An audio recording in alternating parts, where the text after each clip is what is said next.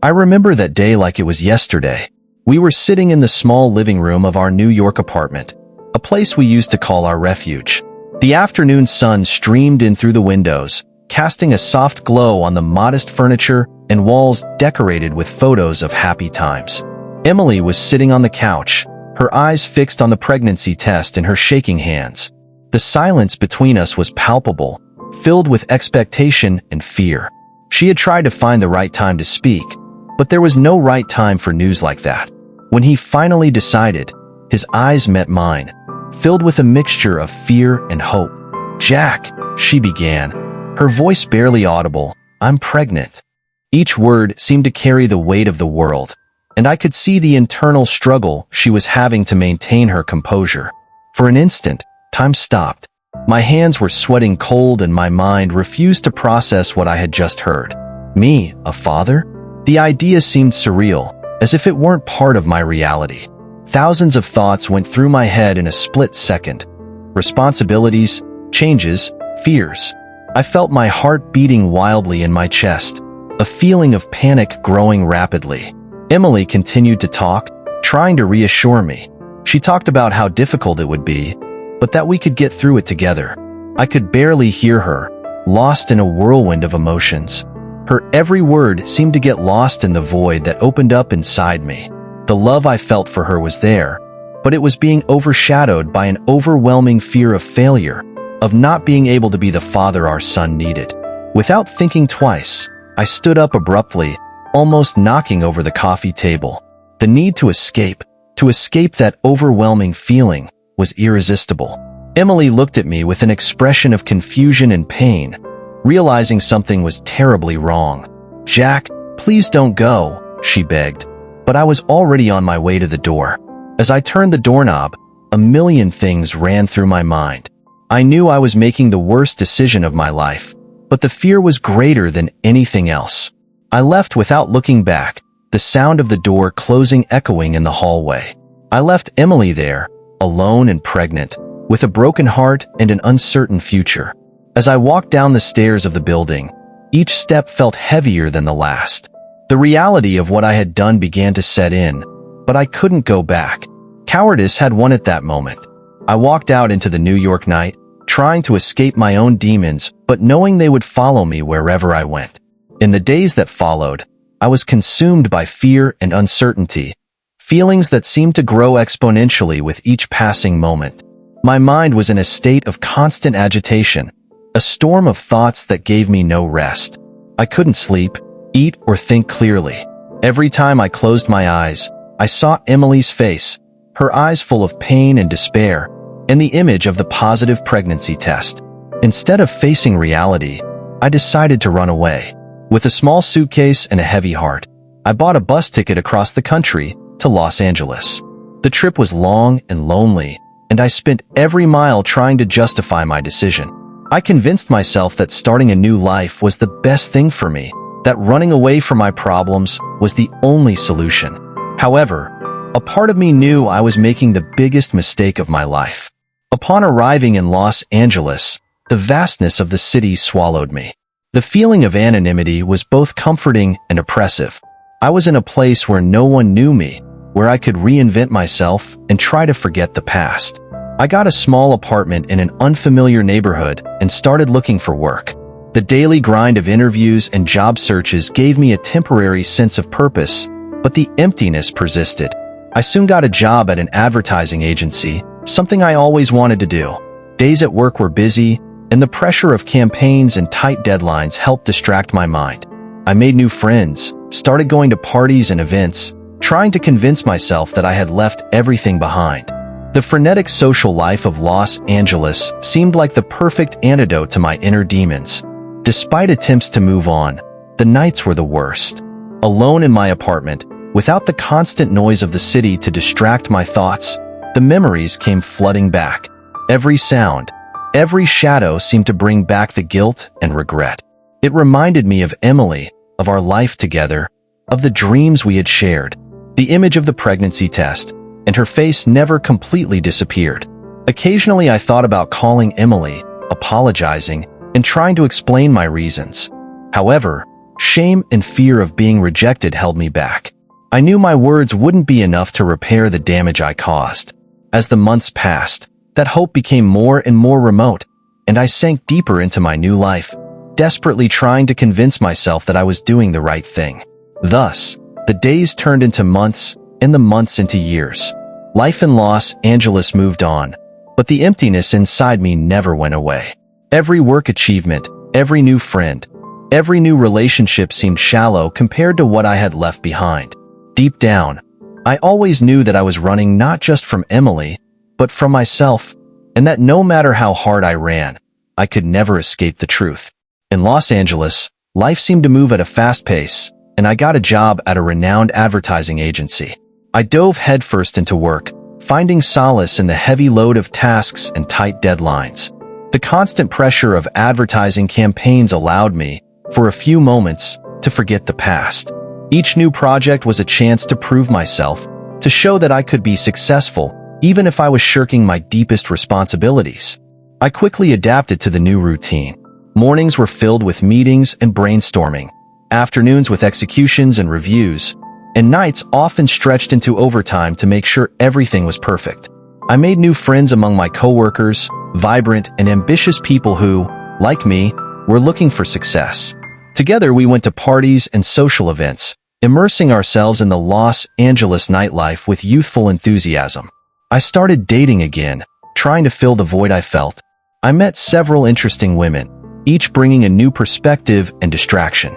We went out to dinners, movies, and long walks on the beach. For a while, these interactions helped me forget about Emily and the son I never met. It was easy to get lost in the bright lights of the city, in the laughter and shallow conversations that seemed to keep the demons at bay. However, as the lonely nights piled up, the facade of my new life began to wear away. When the parties ended and friends left, reality came back to haunt me. The image of Emily, alone and pregnant, appeared in my mind like a ghost that refused to be forgotten. I thought about the countless nights she must have cried, worried about her and our son's future. These thoughts haunted me in the quietest hours of the night, when the silence became unbearable. The walls of my apartment seemed to close in, suffocating me with guilt and regret. The life I had built in Los Angeles, despite all its distractions and successes, could not erase the truth of what I had left behind. With every fake smile and every forced laugh, I felt the pain of my cowardice. Even surrounded by people and activities, I could never completely shake the feeling of loss. I felt like something fundamental was missing, a part of me that I had abandoned the moment I walked out the door and left Emily. The memory of our son, a child I had never met, was a constant weight on my heart. I wondered what he was like, what he was doing, if he would ever know who I really was. And so, my new life in Los Angeles continued, marked by a paradox of professional success and personal bankruptcy. No matter how much I tried to deceive myself, I knew I could never be truly happy until I faced the past I left behind. Each new day was a struggle to maintain the facade, while the shadow of Emily and our son hung over me, a constant reminder of the man I should have been. 25 years have passed since that fateful day. Time had transformed my life in ways I could never have predicted. I married again, this time to Linda, an understanding and patient woman who was unaware of the darkest details of my past. We were about to start a new chapter of our lives, planning our retirement in a small house by the sea. Everything seemed to finally be falling into place. It was then that I received a letter that would change everything.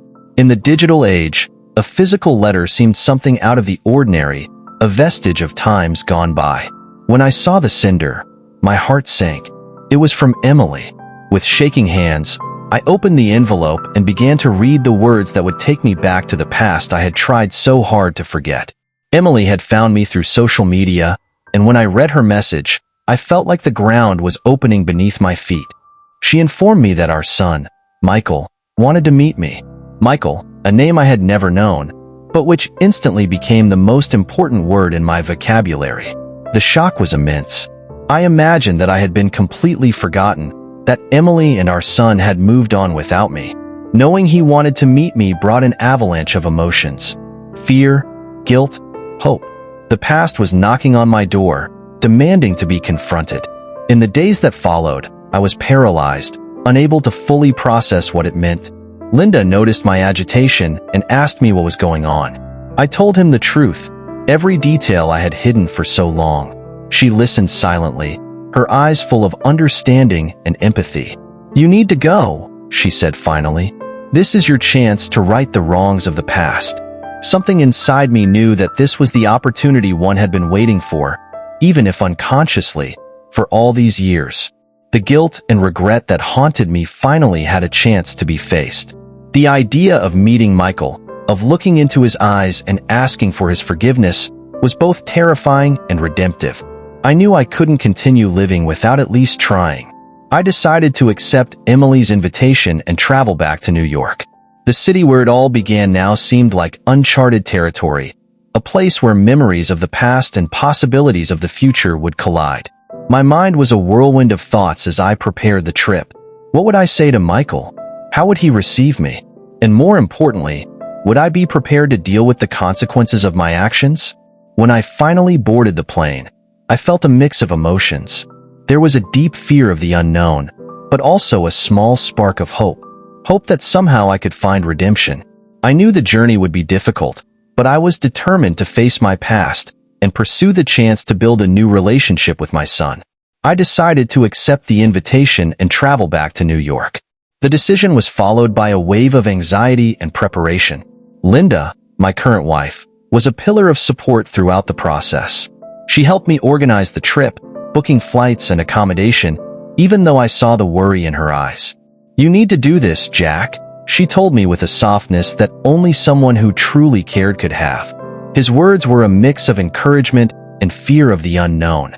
The days leading up to the trip were filled with frantic preparation. With each item I put in my suitcase, I felt the weight of what was to come. I chose clothes carefully, thinking about how I wanted to present myself to Michael and Emily after so many years. Each item of clothing seemed to carry symbolic significance, as if it could somehow help repair the past. As I packed my things, my mind was filled with questions and hypothetical scenarios. What would I say to Michael? What if he rejected me? How would I react to seeing Emily again? The questions were endless, and each one brought a new layer of anxiety. Linda, noticing my agitation, sat down next to me and held my hand. "No matter what happens, you're doing the right thing," she whispered, offering a comfort that only a loving partner can provide. The night before departure, I barely slept. I lay in bed, staring at the ceiling, reliving memories I had been trying to forget for a long time. I thought about the days I spent with Emily, the dreams we had, and the life I left behind. The guilt and regret were palpable, but there was also a small spark of hope. Hope that somehow I could make peace with the past and build something new. When it was finally time to go to the airport, Linda accompanied me. The drive there was silent, each of us lost in our own thoughts. When we arrived, she hugged me tightly and wished me luck. "Remember, Jack, this isn't just for you. It's for them too," she said, her words resonating in my heart. With one last look of encouragement, she released me and I headed towards the boarding gate. As I waited for my flight, I observed the people around me, each with their own stories and destinies. I thought about how life is full of unexpected paths and how sometimes we have the chance to go back and correct our mistakes. The wait was long, but finally, it was time to board. With a heavy heart and a mind full of doubts, I got on the plane that would take me back to my past, ready to face whatever was coming. Sitting on the plane, I looked out the window as the ground of Los Angeles disappeared beneath the clouds. Every mile we covered brought me closer to a new reality, a chance at redemption. I closed my eyes and took a deep breath, trying to calm my restless heart. I knew the road ahead would be difficult, but I was determined to face the past and seek a new connection with my son, Michael. When I finally arrived in New York, the airport seemed like a surreal setting. Every step I took, I felt the weight of the years and decisions that brought me there. I looked around, trying to find a familiar face in the crowd. And then I saw her, Emily, waiting for me. She had aged, but she still had that sparkle in her eyes that I remembered so well. His smile was welcoming, but there was a shadow of sadness that didn't go unnoticed. The meeting was tense and full of emotion. We approached each other hesitantly, as if at any moment one of us could disappear. "Hi, Jack," she said, her voice soft and firm, bringing back a whirlwind of memories. "Hi, Emily," I replied, trying to find the right words but realizing that none would be enough to erase the past. We hugged briefly, a gesture that felt both a relief and a reminder of what we once had. Soon we decided to leave the airport and went to a nearby cafe, a quiet place where we could talk. The ride was silent, each of us lost in our own thoughts. As we sat in the cafe, the tension was still palpable, but there was also a sense of relief. We were finally beginning to face what was left behind. We ordered our drinks and started chatting, initially about trivial things like the flight and the weather, before delving into what really mattered. Emily started talking about the last 25 years, her every word a window into a world I didn't know. He told me about Michael, our son, who was now a grown man. He talked about his achievements, his challenges, and the wonderful person he has become. She described her passions, her struggles, and her victories, each detail heightening my sense of loss. I realized how much I had missed by not being there, every important moment in his life that I didn't witness. She showed me photos of Michael at different stages in his life. The first time he rode a bike, his high school graduation, his college degree. Each image was a stab of regret and sadness, but also a glimpse of the hope I now carried. Emily talked about how he always wanted to know about me, about the father he never knew. She explained that Michael was nervous about the date, but also hopeful. Hearing all of this was overwhelming and redemptive at the same time. Michael's stories brought a mix of pain and joy. Pain for everything I lost, but joy in knowing he grew up to be an amazing person despite my absence. His accomplishments were a testament to Emily's strength and dedication, something I could never take for granted. Her every word was a reminder that I had a second chance, an opportunity to meet my son and be a part of his life. The conversation continued for hours, and over time, the tension began to ease. We laughed, shared stories, and for a brief moment it felt like the painful past was being left behind. However, I knew this was just the beginning. The real challenge would be to gain Michael's trust and show him that, despite the years of absence, I was willing to be the father he deserved. The next day, I went to meet Michael. I woke up early, anxious and apprehensive. Every minute seemed to drag by as I waited for the moment to meet him. Emily had arranged for us to meet in a quiet park, a place she said was special to Michael. When I arrived, I saw Emily and next to her was a tall, confident young adult. He had a bearing that immediately reminded me of my younger self. My heart beat faster when I realized that this was my son. Michael seemed calm, but I could see the curiosity in his eyes. We approached each other with natural hesitation. "Hi, Michael," I said, trying to sound casual, but the emotion in my voice was evident. "Hi," he replied, his voice firm but filled with uncertainty. The meeting was awkward at first, full of awkward silences and furtive glances. We sat on a nearby bench, and for a few moments we just watched the movement around, both looking for words that didn't come easily. Finally, I started talking about my life in Los Angeles, sharing details about my work and my new family. Michael listened intently, occasionally asking polite questions, but I could feel the distance between us. He was polite and curious, trying to understand who this man was that he only knew from his mother's stories. Each answer I gave felt like a step toward mutual understanding, but also a reminder of the enormous gap of time and experiences that separated us. Michael began sharing his own stories, talking about his childhood, his passions, and his challenges. He mentioned his career in technology, his hobbies, and the important people in his life. With each word, I felt a mixture of pride and regret. Pride for everything he had achieved without my presence, and regret for not having been there to witness his victories and support him in his difficult times. It was evident that Emily had done an incredible job raising him.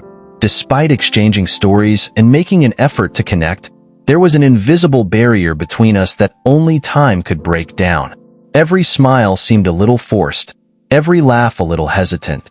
Michael was respectful, but there was a reserve in his eyes, an understandable wariness given our past. I knew I couldn't force a connection that would take time to develop. All I could do was be present and show that I was willing to be a part of her life. As we talked, I began to notice little details that connected us. The way he tilted his head when thinking, the sideways smile when he was intrigued, small similarities that were reflections of myself. These moments of recognition helped ease the tension and gave me hope that, with patience and effort, we could build a genuine relationship. At the end of the meeting, Michael surprised me by suggesting that we meet again.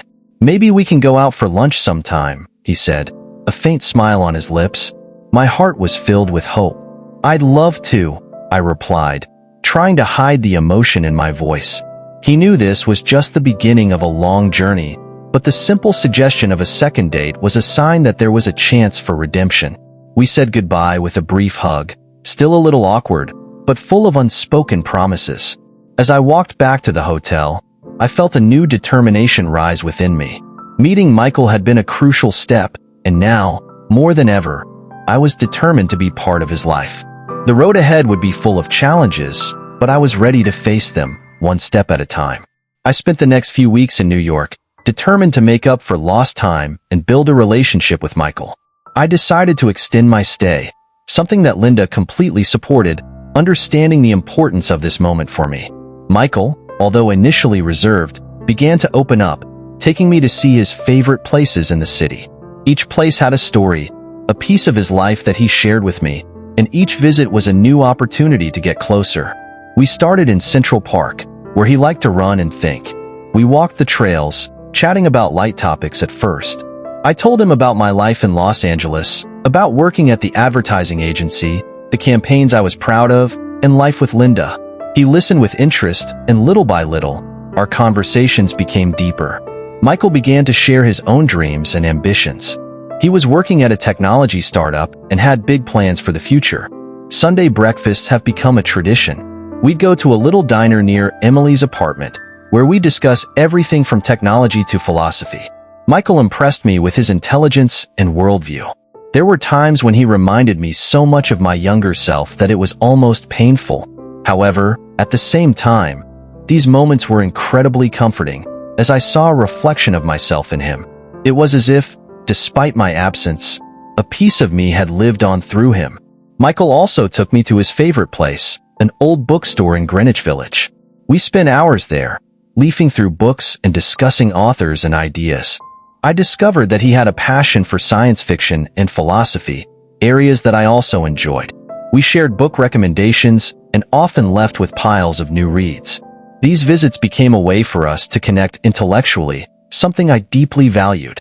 With each passing day, I felt like we were rebuilding a little bit of the relationship we never had. Small gestures, like an invitation to lunch or a text message to share news, have become meaningful. I was aware of every moment, appreciating the chance to be a part of his life. There was still a barrier, but it was slowly eroding with each positive interaction. Time, patience, and sincerity were working in our favor. I told him more about my past, about the fears that led me to run away, and I apologized for my absence. Michael, although it wasn't easy for him, began to express his feelings about growing up without a father. These moments were difficult but crucial to our healing. I listened intently, trying to understand and validate her pain. Honesty became the foundation of our rebuilding, allowing us both to recognize the impact of my actions and the desire to move forward. Weekends began to be spent together, whether exploring the city, watching Yankees games, or simply spending time at Emily's house. Gradually, Emily's presence also became part of these gatherings, bringing a sense of family we had never experienced. Every day in New York was a chance to build something new, to turn regret into a real second chance. I was grateful for every moment and looking forward to what the future held for us. During one of our long conversations, as we walked along the High Line one late afternoon, Michael finally asked the question I'd been dreading but knew would come. "Why did you abandon my mother?" The question hung in the air, heavy and inevitable. My heart sank and I felt a lump form in my throat. We stopped walking and sat down on a nearby bench, the distant murmur of the city creating an almost surreal backdrop to the moment. I took a deep breath, knowing the only way forward was to be completely honest. "Michael, it was fear," I began, choosing each word carefully. "Fear and cowardice made me run away. I was young, immature, and the news that I was going to be a father scared me in a way that I didn't know how to deal with. Instead of facing the responsibility, I ran away, thinking it was the only way out. It was the worst decision of my life. Michael was silent, his eyes fixed on me, processing every word. I continued, feeling like I owed him a full explanation. I thought that by running away, I would be doing what was best for me. But in reality, I was selfish. I left your mother alone at a time when she needed me most. I thought I could start over, but the weight of that decision followed me every day since. I'm sorry, Michael. I know words aren't enough, but I want you to know that I'm deeply sorry. The silence that followed was agonizing. Michael looked at the horizon, as if searching for answers in the skyline. When he finally spoke, his voice was calm but charged with emotion. I always wondered what happened, why you weren't there. Knowing the truth doesn't make the pain go away, but it helps you understand a little more. His maturity and the way he handled the situation impressed me and made me feel even more sorry for not having been there. I can't change the past, I said, my voice breaking a little, but I can try to be better from now on. I want to be present in your life, if you'll let me. I know there's a long road ahead, but I'm willing to do whatever it takes to earn your trust back. Michael nodded, eyes still staring into the distance. I think it will take time, he said finally, but I want to try. I can't promise it will be easy, but I want to give it a chance to work. His words were a huge relief, and I felt a glimmer of hope grow inside me. The road would be difficult, but knowing he was willing to try gave me the strength to keep going. That night, as I reflected on the conversation, I felt that a huge step had been taken. The truth had come to light, and although painful, it was necessary for our healing. Michael deserved to know the truth, and now that it was out in the open, we could start building something new on that foundation.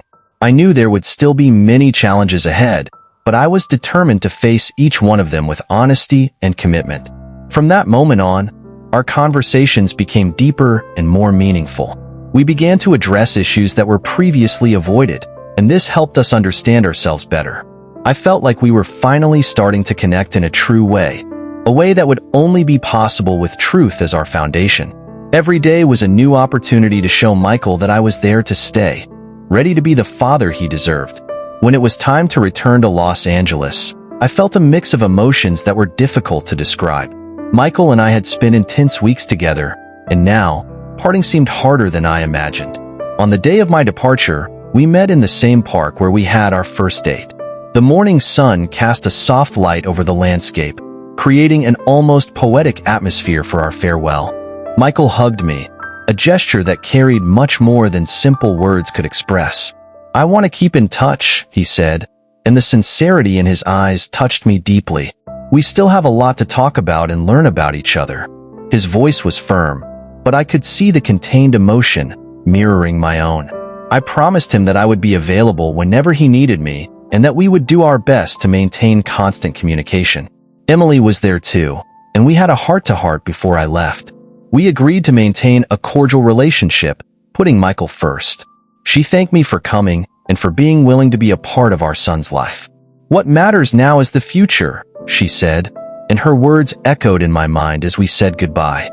There was a sense of closure but also of new beginnings, something that gave us all a sense of hope. As I boarded the plane back to Los Angeles, I felt a mixture of sadness and hope. Sad to leave behind the time I finally spent with Michael and for everything we still had to resolve. But hope was a new spark, something I hadn't felt in a long time. Hope that, despite all the mistakes and lost time, there was a chance for redemption, an opportunity to build a better future alongside my son. During the flight, I reflected on the previous weeks and the journey we had just begun. He knew that the path to redemption would be long and full of challenges, but he was willing to follow it. The decision to go back and face my past had been the hardest of my life, but now, more than ever, I knew it was the right thing to do. Every moment with Michael had reinforced my desire to be a meaningful part of his life. When the plane landed in Los Angeles, I felt a renewal of purpose. There was a lot to do, and I was ready to face each obstacle with determination and love. I knew it wouldn't be easy, that there would be moments of doubt and difficulty, but I also knew I had a chance to make peace with my past. Most importantly, I had the opportunity to build a future where Michael knew he could count on me, that I was there to support and guide him. Linda met me at the airport, and her warm hug was a welcome comfort. I told her everything about the last few weeks, and she listened intently, her expression full of understanding and support. Together we discussed how we could stay in touch with Michael and plan future visits. Linda was willing to help me at any cost, and this strengthened my resolve even more. Finally, I felt like I had a chance to make peace with my past and build a better future with my son. The road would be long, but each step was an opportunity to show Michael that I was committed to being the father he deserved. And with each new day, I hoped we could create memories that would bring us closer, healing old wounds and strengthening our bond.